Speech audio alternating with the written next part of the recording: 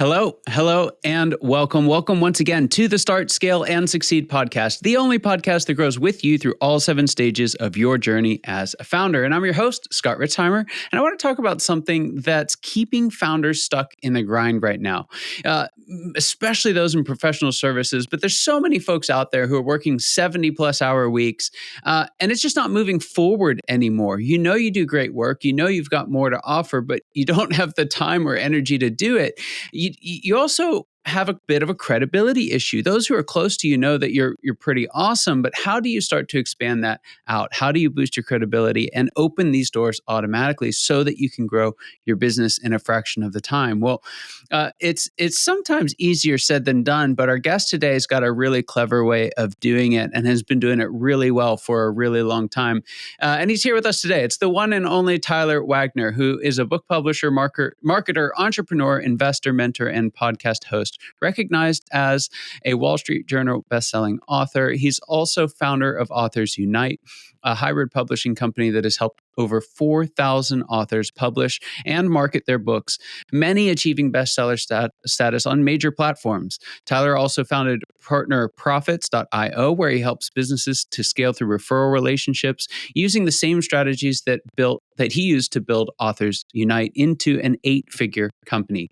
He hosts the Tyler Wagner Show, featuring conversations with impactful leaders and entrepreneurs. That's where I met him. Go check it out. It's an awesome show, and you will not you will not be disappointed. But we're here today. Tyler, welcome to the show. You've helped a lot of authors, and you've helped a lot of authors hit best-selling status. It's one of the things that has really stood out the most to me as we've interacted. And you've done it in a pretty cool way. But I want to pull some of that experience out. Like, what is it that actually makes a business book work? Because, being in the podcast world, I see a lot of books that I'm certain not a lot of people have read.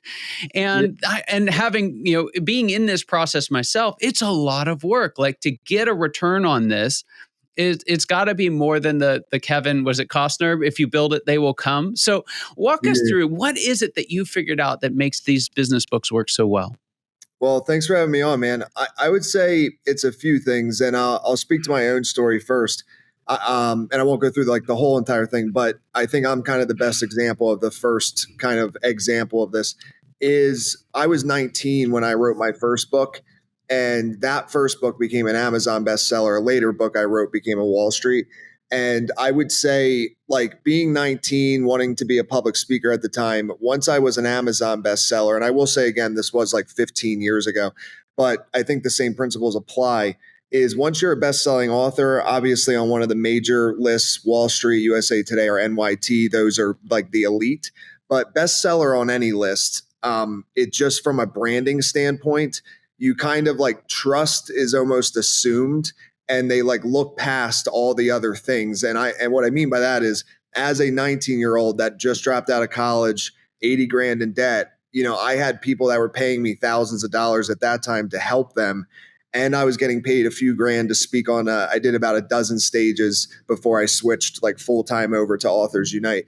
But it was because I was a best-selling author. They looked past everything else, didn't ask me any questions, so I didn't have to answer about the debt. The age thing kind of disappeared, and it was all because best-selling author was next to my name. So to me, that is the number one thing, just the branding of it. And it's hard to measure directly the impact of that, but I can just speak for myself and a lot of my clients. Once you have that tag, if you will, or brand, everything else in your life becomes easier. So I would say that's the first thing. The second thing is, I would say, and I kind of got this from Gary Vaynerchuk, is instead of, because I see kind of both strategies at play in the market, is one strategy is write your book, but don't give away all the secrets, hold back some of the secrets for the back end of your funnel, consulting, courses, etc. But what Gary Vee says is, he's what you really want to do is just give it all away for free, or as much as humanly possible. A book is not technically free, but very low cost. So just give away as much value as you can, and then people will be blown away as they read your book. And then 99% of people, just like with the people that watch your podcast, a lot of them don't have time to write a book. So a lot of them end up becoming our ghostwriting clients or somebody else in the industry. So somebody interviews them and writes the book for them. But for them to get to the place to feel comfortable paying 50 grand to 100 grand for ghostwriting a book, they have to trust you. So if you have a lot of content out there and you're giving away all the secrets, the reality is 0.001% will actually use those secrets and apply them and do it themselves. And for those people, great, you help them. So that's awesome. But the other 99%, they're going to want to become your clients. And then that, turns into a higher purchase, way higher than a book purchase. So I think that's one of the things that just makes a lot of authors stand out is instead of holding back and making your book be kind of like a minor version of the top of your funnel, use it as the top of your funnel, give away a few chapters for free, however you want to do it, but put everything you can into the book. Don't hold back because it's just the reality. 99% of people will not take action on what you're saying. So you don't have to worry about like losing clients by giving away all your secrets. And I think that's the worry that some people have. And that's why they hold back. So I would say that, and there is a lot of things, but I guess one other thing I would say just as like a kind of trick or tip, if you will, if you can, in like the best way possible, this is kind of a marketing tactic, but like try to cause controversy, but not cause problems for people. What I mean by that is like one of our most successful books, the title of it's called Weightlifting is a Waste of Time. And I don't take credit for like the full success. The author's name's John Jaquish. He already had a fairly large audience, but we did the Wall Street Journal and USA Today bestseller campaign for him. And since then, he's sold over 200,000 copies. And from what I've seen, like after we did the campaign, there was tons of talk online and like forums, social medias, fitness trainers, personal trainers, kind of like fighting with the people that believe in his stuff.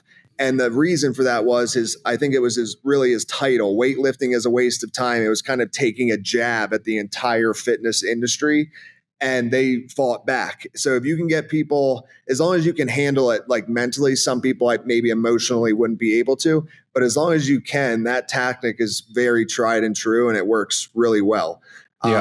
So controversy for the right reasons, I guess would be that answer. I love that. I love it. So let's go after this "if you build it, they will come" thing, because particularly for like coaches and consultants who are, or folks who are very smart or very product sensitive, there's this idea that if you make something amazing, it'll do amazing, and that's just not the game. So tell us a little bit. What does it look like? How much of a book success happens before it's written, and how much of its success happens after it's written? So I would say it's a mix of both. I'll definitely say like build it and they will come. In today's world with all the competition, that's definitely not going to work.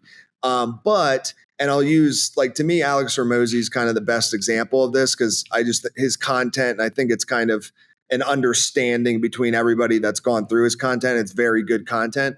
So it's not all marketing. Marketing, though, is a big part of it. You can't get anywhere, I think, without marketing. And if you did, it would take very long for word of mouth to actually spread. So to me, it really is kind of 50-50 in today's world, meaning give everything you got to your product. Don't view your book as just a business card. It is a business card, but it's way more than that. And I think if that's your view when you're writing it, you could maybe kind of, I won't curse, but like half it, if you know what I mean. So you want to make sure, like, make it so valuable so that your marketing compounds, I guess is the best way to verbalize this, so that all the marketing you do, let's say your conversions are super low for whatever reason, as long as that content's really good, even if your conversions are super low with your marketing efforts, the people that did convert, word of mouth should eventually take over in time. Whereas if you only focus on the marketing and make the actual service or product that you're, in this case, a book, not the best, then word of mouth really has no chance. It'll die out eventually. And that's what I tell a lot of my clients is like, the reality is, and this is just the truth, I can guarantee literally any author's short-term success. But the only way for the long-term success, like that client I just mentioned, John Jaquish with the fitness book, is if the content's actually good, right? Yeah. So I can get those first, 20, 30,000 sales in a week, hit the New York Times, whatever. But if the content's good, it's just going to, fall off a cliff eventually. Mm, Right. yeah. So it has to be both, I think is really the answer. Yeah. Yeah. I love that. So I want to touch on this kind of idea of publishing, and formal publishing, hybrid publishing, self-publishing. There's a lot of noise and talk around that. Walk us through, like, why have you chosen to go a hybrid route as an organization, as a publishing company? Um, to me, it's just the best model, and I will actually say too. So we do consider ourselves a hybrid publisher, but we offer both in the sense of we have some authors that they just pay us and then we publish it for them, technically service publishing or self-publishing, and then we have some other authors like we did a book with the Dalai Lama. That's just it's kind of like an outlier example. And for that one, we did like a hybrid model where it was a royalty kind of split. And I would say I just think it's the best model when I compare it across like traditional hybrid self-publishing.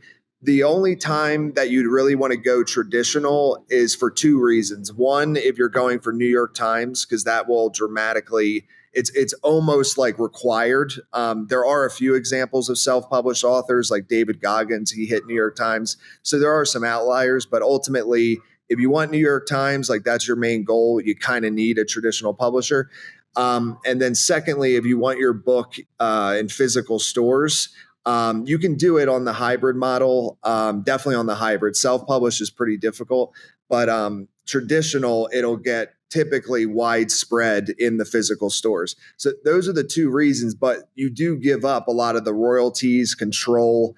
I think normally part ownership of the book, if not full ownership. So there is a lot that you give up. So in my opinion, the hybrid model, it's kind of that perfect midway point of there are hybrids out there that have Simon and Schuster distribution. So they have very similar to the traditional distribution. And then it's like a 50-50 royalty split. So not as bad as a traditional. Typically traditional is like 80-20 or 90-10 in the favor of the traditional publisher. So, you're literally making 10% of your 300 page or however long it is book. To me, that just doesn't feel Wow. quite right. So yeah, to me, hybrid's just kind of perfect. You have a good team with your publisher. So you're not all on your own, like self-publishing. And that 50-50 feels fair to me for what the publisher's providing and what you've provided. And it just seems fair, correct, and exactly as it should be, I suppose. Yep. And I will say last thing though is, and we might get into this or we might not have, but ultimately, and this will be mostly for your audience too, is you're not making most of your money from the book royalties. So like when I say the traditional, the 80-20 or 90-10, to me, it just doesn't feel fair. But the reality is if the core ROI is the back end, I guess it ultimately doesn't matter that much, right? Because you're doing consulting, public speaking, courses, whatever, and that's where you're actually making your money. So Right. getting that extra distribution in the stores, maybe it ends up playing out that actually you make more money on the back end due to that extra distribution. So it's just, again, for me, it just feels funny to give 90% of your book away when you spent years probably writing it, or a Right. lot of money with a ghostwriter. Either way, you put a lot of time and energy, maybe financial energy, whatever, into that project. Yeah. So to give away that much just feels strange. But One of the things I know from previous conversations that we've had, even offline, is that a lot of your success in getting these books across the bestseller line and achieving that kind of success for your clients came down to a ton of hard work and some pretty clever strategy around referral relationships. And that's a big part of what you're doing in your more recent endeavor. For that same person, I think this really matters because referral relationships are one of those ways that you can kind of kickstart that virtuous cycle to get out of the time crunch that you're in and really scale to the next level. So, we could spend a whole episode on this, but just kind of give us your biggest point on how we as entrepreneurs should be thinking differently about referrals. All right. I love this. So I would say my experience with talking with a lot of business owners, because I think we probably have similar audience. Most of my clients are 7 to 9 figure entrepreneurs. So What I hear a lot of the time is we have a few referral partners. Like when I talk to business owners, that like pretty much that's almost 100% of the time we have a few referral partners. They refer some clients each year, and it's a good deal both ways essentially. But really what happened for me, and then I'll come back to that, is I realized earlier on that a majority of my revenue was coming from a few referral partners. It was a few different book publishers that were referring to me just for the marketing side of their authors because they didn't offer that themselves. And once I realized that, I was like, okay, well, what if I had, instead of like 5 of these, what if I had 100 of them? Or what if I had tens of thousands of them? And that's the path, we took. So I think kind of just the eye opener, or just to become aware of, if you do have a few referral partners, and most businesses do, and you're listening to this, take the time to think like, what would it look like if you 100x that, or whatever? It sounds crazy, but 1,000x it or something. It's totally possible to do that. There's so many people that could be referring to you. And really the reality is, it would, double, triple, whatever the multiple is, it would dramatically grow your business. And it's really in a super non-risky way. There's nothing like risk about it. There's no like money you have to pay, like Facebook ads or anything. So to me, it's just for no matter where you're at in business, 6, 7, 8, or whatever figures, to me, it just works perfectly. If you're kind of bootstrapping, amazing. This does not have risk. It does not cost money. Perfect. And then if you are already 8 figures or whatever, perfect. This could maybe help you get to 9, right? Just build an army of people to help you get more referral partners. So I guess ultimately the answer to that is just become aware of it. I think most people overlook it because there's just so much talk in the industry about funnels, Facebook ads, and all that stuff is important and it does work. But I just think the tried and true, like classic, I don't know, back in the day method of just like referral partners has been so overlooked in today's world. And I'm just glad that I kind of, just by looking at the numbers, became aware of it and multiplied it. And now we help other companies with it. So good. So good. Tyler, there's one more question I've got for you, and then we'll make sure folks know how they can get in touch with you and learn more about the businesses you represent. But before we get there, here's the question. What would you say is the biggest secret you wish wasn't a secret at all? What's that one thing you wish everybody watching or listening today knew? Oh, man, that's a good question. And this goes along with the Gary Vee thing, give away all your secrets. So I will say what I just said would kind of maybe be it, but I won't repeat myself. So I would just say the second thing would be that pretty much all the bestseller lists, because I feel like this is a good secret for everybody to know. All the bestseller lists are obtainable. As long as, whether it's you putting in the sweat equity or you paying a company like ours, they are out there for you to get. So just know that it's possible. And I think that is kind of a big secret, because I think most people out there, first of all, they don't even think they can write a book. They want to, but they don't feel like they have the ability. I can tell you, with a good editor, you definitely have the ability. You just definitely need a good editor, or at least that was my case. And then secondly, for the bestseller lists, for most people, that just seems like a dream so far away from reality. And the truth is, in today's world, some are easier than others, the different lists. But becoming a best-selling author today is very possible. So that's what I would share. Fantastic. Tyler, there's some folks listening that would love help writing or publishing a book, or are interested in the resources you have around referrals and building up referral partners. Where can they find more out about you and the work that you do? For sure. So for the book side, authorsunite.com is the website. And then for the referral partner side, it's partnerprofits.io. And if you have any questions on the Authors Unite site, there's like a chat bot in the bottom. A real person responds, but I guess it's a chat bot, however, intercom, whatever. If you send a question there, we'll reply to it. So happy to answer any questions. Fantastic. We'll get both those in the show notes. Tyler, thanks for being here. Fun turning these around. Again, check out Tyler's podcast. Tyler, give us the name of the show again. The Tyler Wagner Show. That's it. Yeah, that's it. How could I forget? And you'll find some great episodes over there. I had a chance to listen to a few as I was getting ready for ours and really enjoyed it, and highly recommend it. So Tyler, thanks for being here. Really a privilege and honor having you here. Good to see you again. And for those of you watching and listening, you know your time and attention mean the world to us. I hope you got as much out of this episode as I know I did. And I cannot wait to see you next time. Take care.